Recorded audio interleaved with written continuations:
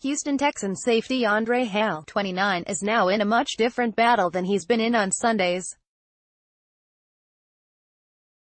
Photo by Jack Gorman. Andre Hale was a 7th-round pick for the Houston Texans in Bill O'Brien's first draft with the team, back in 2014.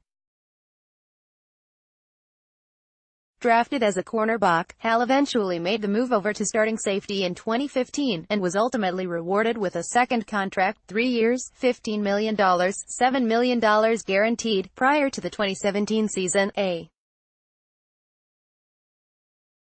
deal that will kick in this coming season in 2018. I say all of that to say that, by any football measurement, Andre Hale, a former 7th-round pick starting in the NFL, is a success story.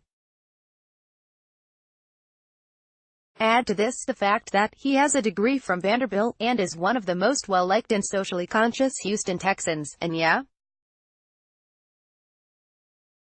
Andre Hale is as solid a person as it gets. Unfortunately, all that does is make it even more confusing, sad, and infuriating when you get the news, as we all did on Friday, that Andre Hale has been diagnosed with Hodgkins lymphoma. Obviously, there is a lot to unpack here, and we will do that in just a second. Just for clarity's sake, this form of lymphoma is different than the one that Hale's teammate, David Quessenberry, conquered over the last few years. Quessenberry had non-Hodgkin's lymphoma. The good news is that the survival rate of Hodgkin's lymphoma, depending on age, is very, very high, like over 90%.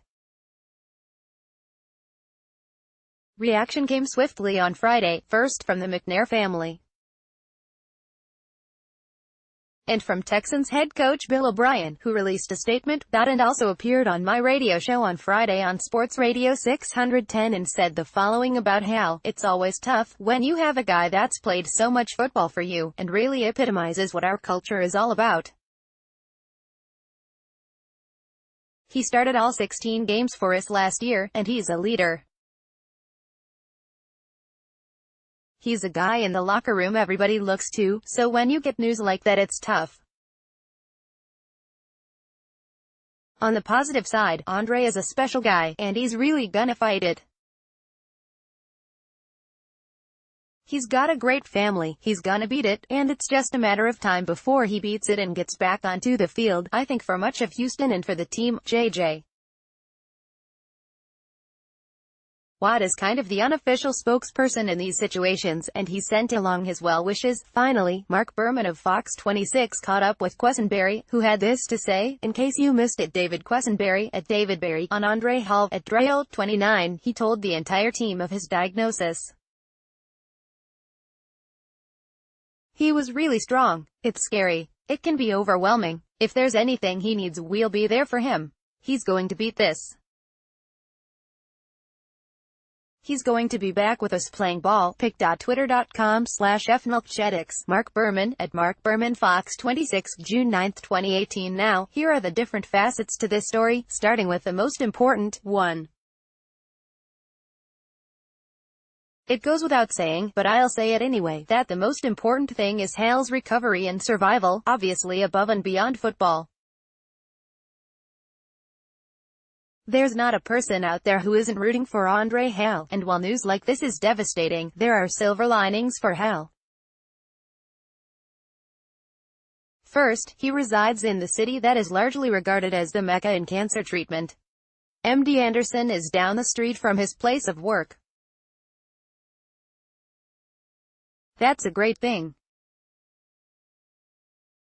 Also, he has the empathy and experience of a team and, frankly, an owner who have been through similar battles.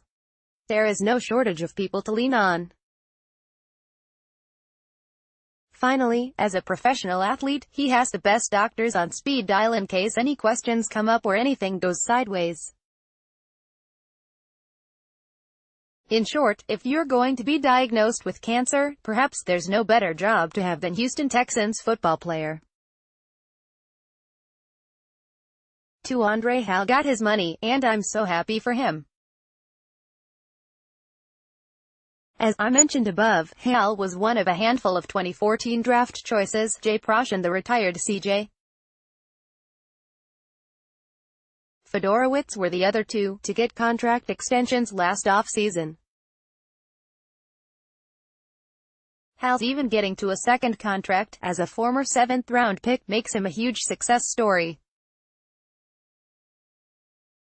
Virtually everybody close to Hal expects him to beat this and get back on the football field, but if for some reason he doesn't, he at least has the fiscal comfort of $7 million in guaranteed money, not to mention a degree from Vanderbilt, on which to fall back. That's fortunate.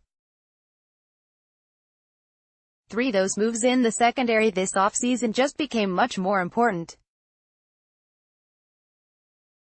So now for the football part of this, the Texans went into the 2018 offseason with the secondary as one of the thinnest parts of their depth chart.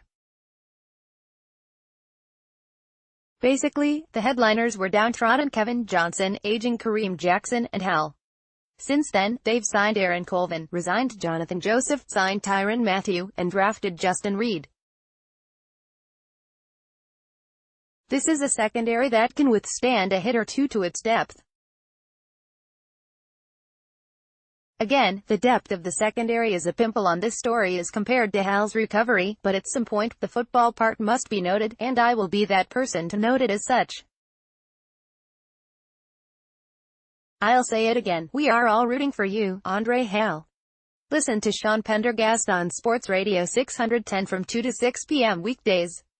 Also, follow him on Twitter at http://twitter.com/SeanPendergast and like him on Facebook at https://www.facebook.com/SeanPendergast.